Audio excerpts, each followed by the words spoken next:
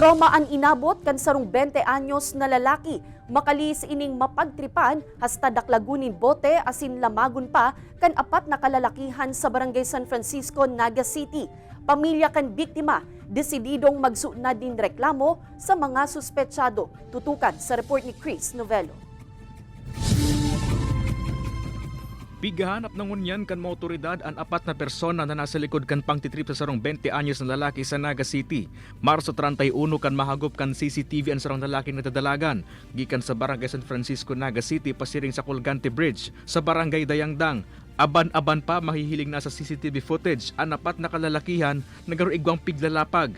Napagtripan palan kan mga inian 20 anyos na enotang nahagop kan CCTV gikan sa simbahan ang biktima asin papulin na kuta na kan mangyari ang insidente. Nag-agi siya sa San Francisco, Barangay San Francisco.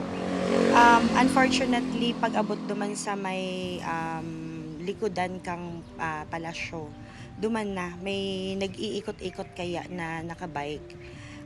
Duman siya, approach siya, tapos hinapot siya kung may hinahalat siya.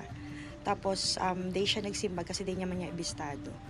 After kadto, dinaklag na siya ng bote, ng soju. Pag-abot sa Balyocan Colgante Bridge, nagtago ang biktima sa loob kan sarong kakanan kung sa inisinundo kan sa iyang mga magurang. Nagtutubod man ang mga otoridad na nasa impluensya ng arak ang mga sospek.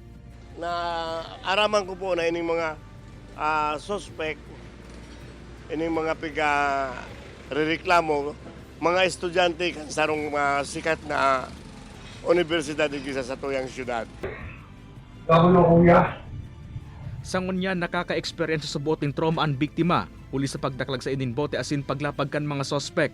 Decided naman ang mga magurang kaini na magsuunad ning kaso. Pwede po kayong makasuhan yung sa mga minor de edad natin.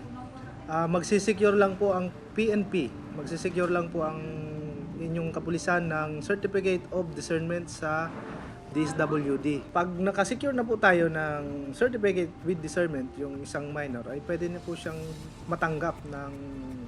tanggapin yung kaso sa prosecutor's office. Kay Banan si Javel Obiso, Chris Novello, Balitang Bicolandia.